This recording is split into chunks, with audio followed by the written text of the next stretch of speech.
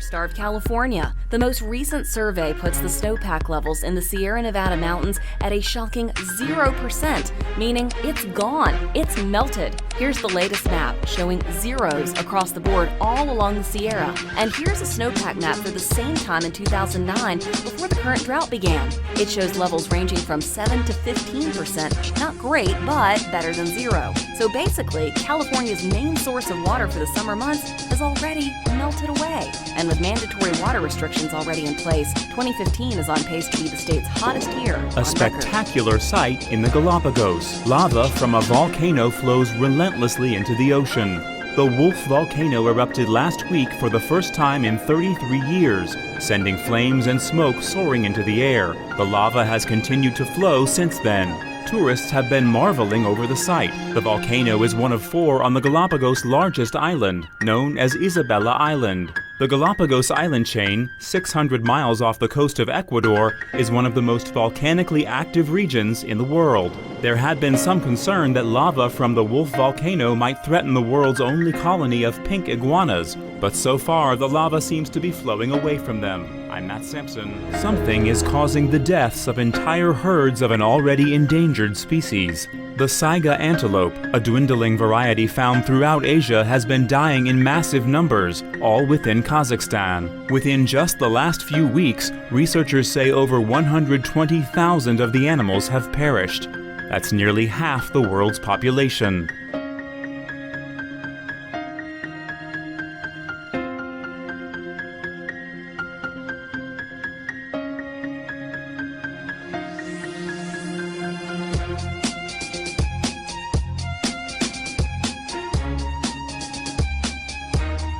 The military has confirmed more mistaken shipments of lethal anthrax than previously reported.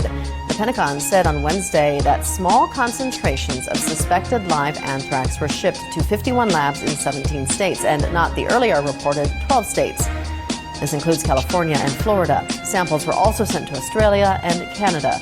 Officials, meanwhile, have maintained there is no risk to the public. More than 100 tourists are trapped right now after a powerful earthquake on one of Southeast Asia's tallest peaks. Officials say about a dozen climbers on the mountain are hurt. The magnitude 6 quake rocked Malaysia's Mount Kinabalu earlier today. Good morning. We contacted the U.S. Embassy in Malaysia, who told us they don't know yet if Americans are among those stranded on the mountain. Now, some pictures from the region show roads that buckled and collapsed because of the power of the earthquake. Around a dozen people are thought to have been injured. A ranger said helicopters are struggling to reach them because of poor visibility, and there is a cold night ahead. Merciless, massive tornadoes. Tornado on the ground! Ripping across Colorado. Oh, it's violent. Terrifying drivers making their way home. Oh my God. Wow. And watch this extraordinary footage captured inside this Colorado funnel cloud. The winds whipping. Seconds later, actually picking up this 4,500-pound Ford Ranger truck with debris flying.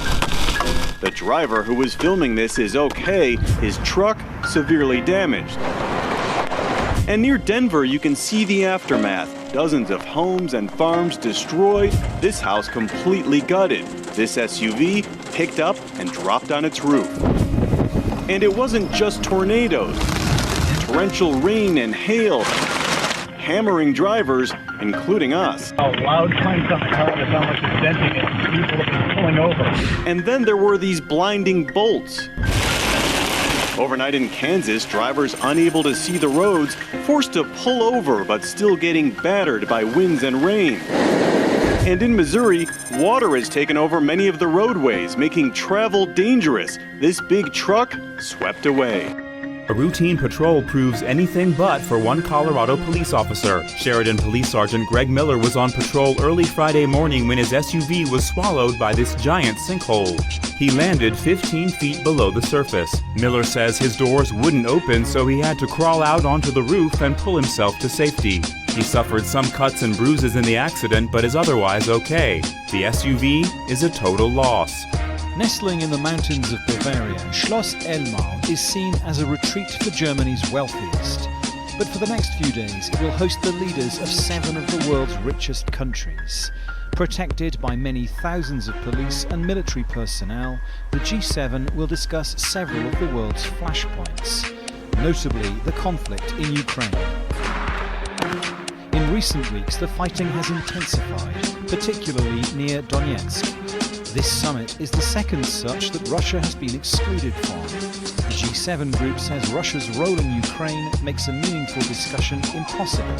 And then there are the thousands of protesters who have promised to try to disrupt the proceedings as much as they can. The authorities have put on a show of force to try to prevent them, with the hope that agreement on the issues is what the G7 summit is remembered for. Dominic Kane, Al Jazeera, Garmisch-Partenkirchen. Those geese are angry. You would be too. Their beautiful Georgia lake, where they just had their babies this past Mother's Day, is gone. Dried up, ironically, by a powerful rainy thunderstorm. Just like the 10 families in this neighborhood, this little turtle has a long journey back to a normal life. Joey says he can't come up with the money or the permits. to fix what nature took away. Good morning. The water behind me has not reached this high since 1945 when it crested at 38 feet. The water is expected to reach 37 feet today. That's 7 feet above flood stage. 24-hour sandbag stations have been set up, and officials are urging people to pick them up day or night to protect their homes from this rising water. The flooding is swallowing dozens of houses, turning them into islands and submerging them up to their roofs. Louisiana's National Guard worked late into the night filling sandbags, the white satchel serving as a line of defense against the overflowing river. This is the Circle Drive. For Caddo Parish Sheriff Steve Prater, the devastation is personal. The glass is beginning to break from the pressure of the water. He's trying to save his home from 2 feet of water that's already crept in, surrounding and destroying his family's belongings. It's just devastating. On Sunday, a man and his dog were evacuated by boat. And Black Hawk helicopters were used to deliver a pair of water pumps to a water treatment plant that's been isolated by the flooding.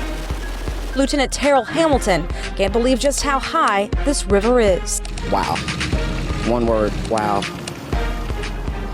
The waters are supposed to stay at 37 feet for the next few days, and they aren't expected to dip below that flood stage until the end of the month. And to make things worse, they're expected to have rain later this week.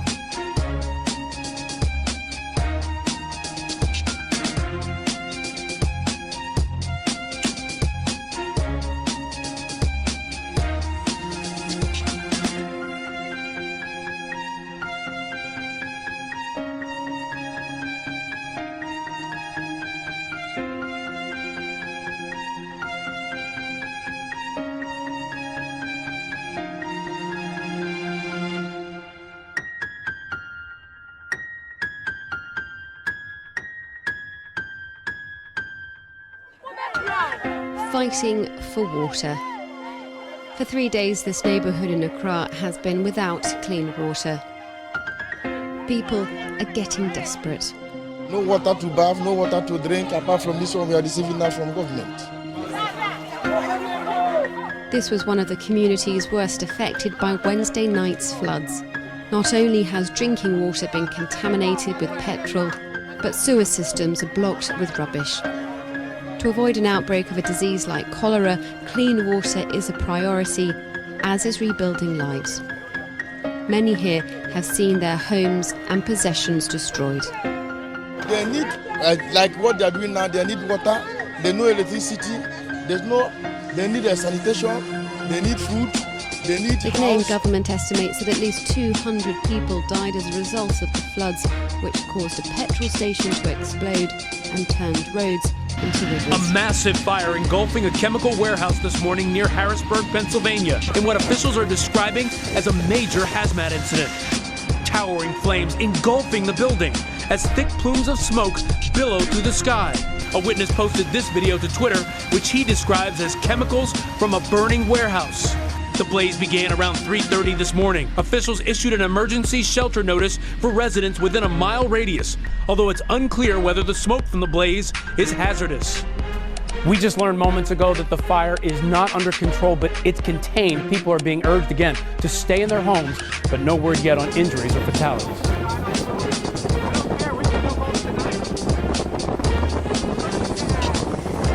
Travis Cruz filmed this from his moving vehicle. He said the tornado was rotating in a clockwise direction, also known as an anticyclonic motion.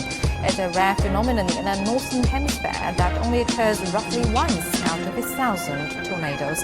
The U.S. is hit on average by 1,000 tornadoes each year, meaning an anticyclonic tornado will only be seen about once a year. And over to Ukraine, where a huge fire broke out after a massive explosion in the patrol center near the capital, Kiev.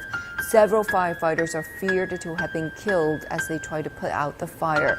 Emergency officials say the explosion happened early Tuesday near the town of Vasylkiv, which is about 30 kilometers south of Kiev. And so far, one death has been confirmed. 10 people have been taken to hospital after suffering serious injuries, and 3 firefighters are missing. People in Indonesia are casting a nervous eye on Mount Sinabung. The volcano on Sumatra, one of Indonesia's main islands, has been spewing clouds of searing gas high into the air since Monday, and hot ash has been tumbling down its slopes. So far, no one's been hurt, but authorities are warning villagers to stay at least 4 miles away. More than 2,000 people have been evacuated. They say the growing size of the lava dome is very unstable and smoldering rocks could come falling down at any time. They've issued the highest level of alert. Mount Sinabung is among some 130 active volcanoes in Indonesia. There's so many because Indonesia sits on the Pacific Ring of Fire, a turbulent seismic region. Last year, at least 17 people were killed when Mount Sinabung erupted. That's the only word you need to hear. People in Hawthorne, Nevada met an EF1 tornado close up on Friday. The storm packing winds over 100 miles per hour. The video captured as a man drove through the northern Nevada town during the powerful storm. Signs, fences, and trees are blown about as the driver cautiously made his way around the deserted streets. The heavy winds and rain were accompanied by another surprise. That right there is golf ball-sized hail. Over a dozen homes were damaged, with torn rooftops and broken windows. A motel in town suffered $250,000 in damage. Although the tornado caught people by surprise, no injuries were reported. I'm Inaritis Rodriguez, the Weather Channel.